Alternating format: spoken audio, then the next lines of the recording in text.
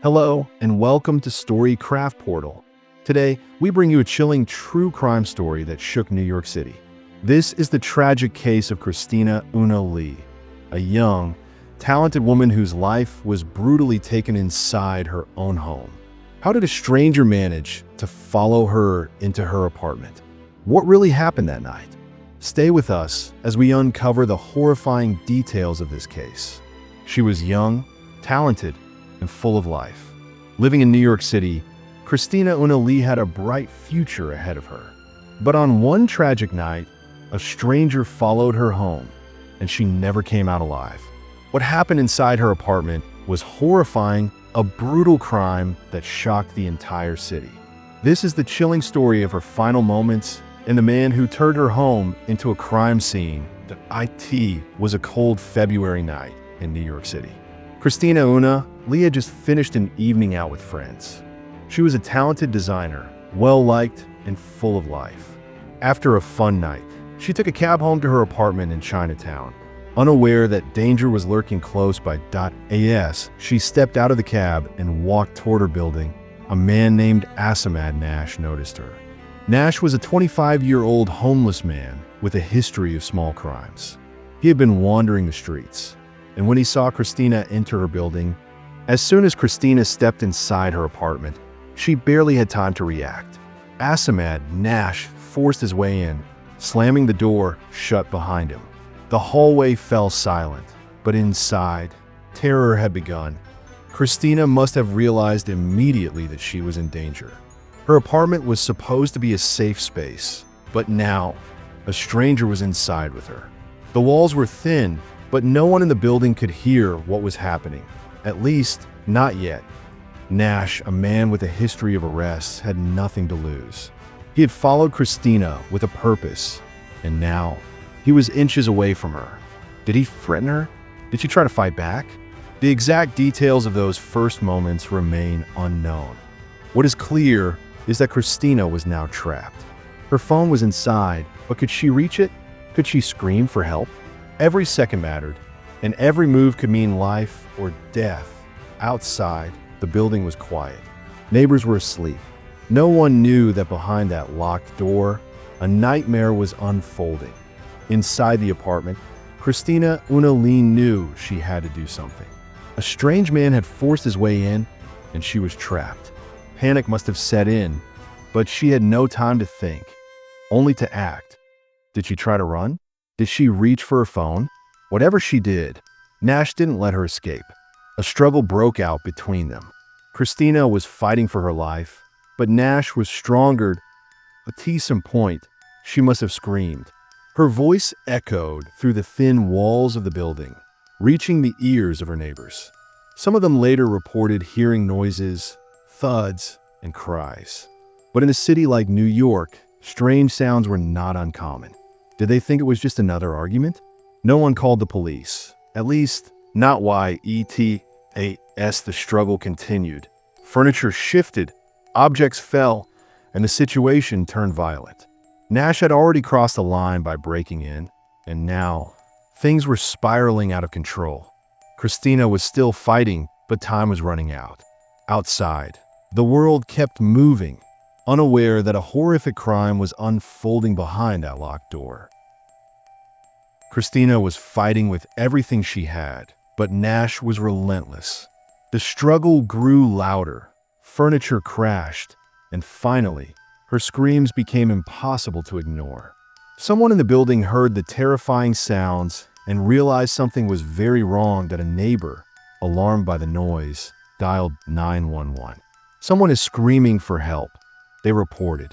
It sounded bad. The dispatcher took the call seriously, and within minutes, NYPD officers were on their way to Christina's apartment building. Inside, the situation was getting worse. Christina was running out of options. Nash was aggressive, and she was trapped inside with no way to escape.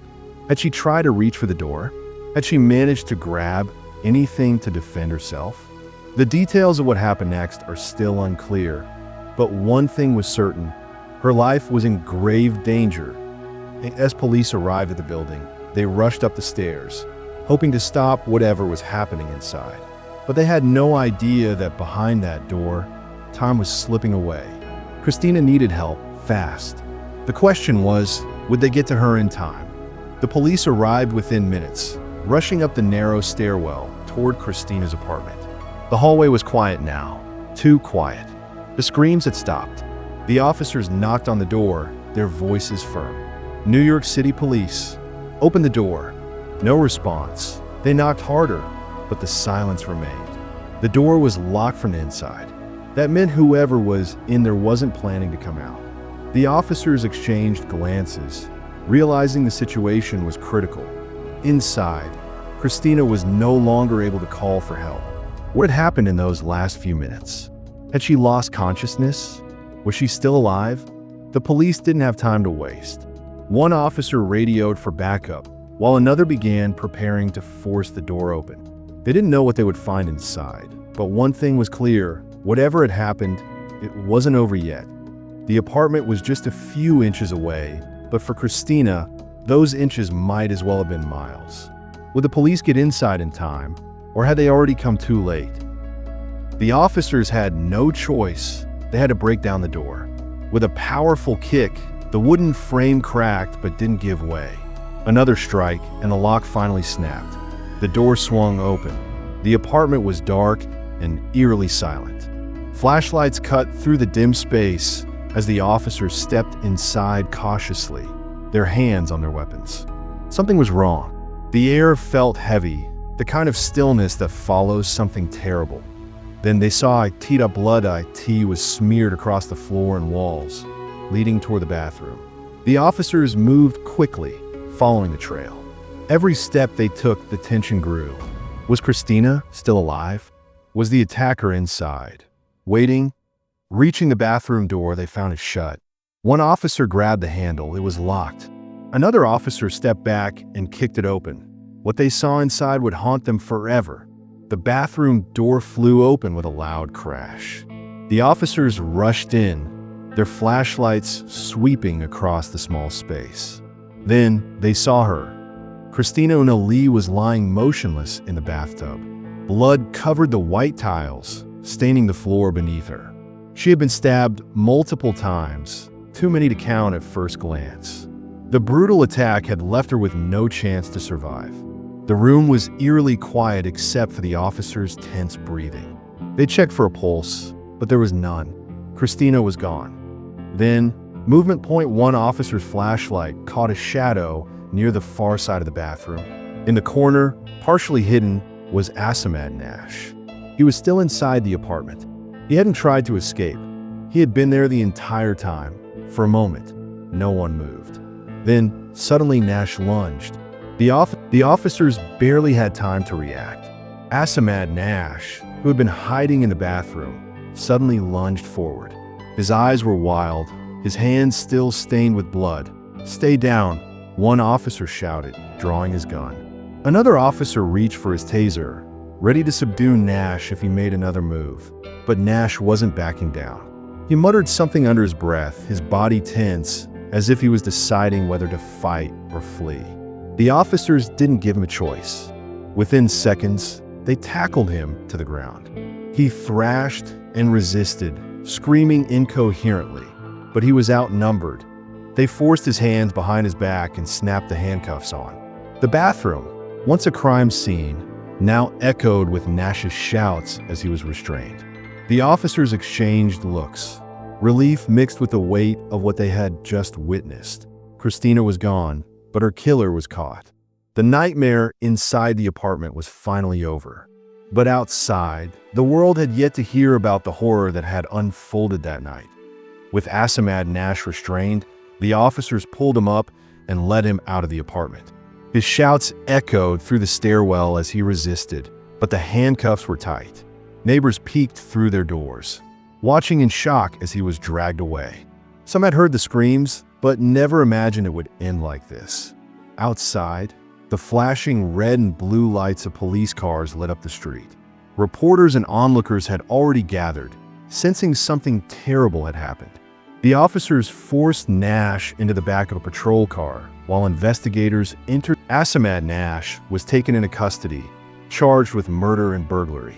As the case unfolded, the details of his violent past came to light. Many questioned how he had been free to roam the streets despite his criminal history. Calls for justice grew louder. Christina Una Lee's murder was not just another crime. It was a tragedy that shook the entire city. Her friends, family, and community mourned the loss of a talented young woman whose life had been stolen in such a brutal way. Vigils were held in her honor, candles lit in memory of the light she once brought to the world. The case also sparked larger conversations about public safety and the rising violence against Asian Americans. People demanded change, hoping Christina's story would not be forgotten. Though nothing could bring her back, her loved ones fought to keep her memory alive. Christina was more than a victim. She was a daughter, a friend, and a woman with dreams. And while her life was unfairly cut short, the impact she left behind would never fade. Her story remains a reminder of the dangers that still exist, and the fight for a safer, more just world continues.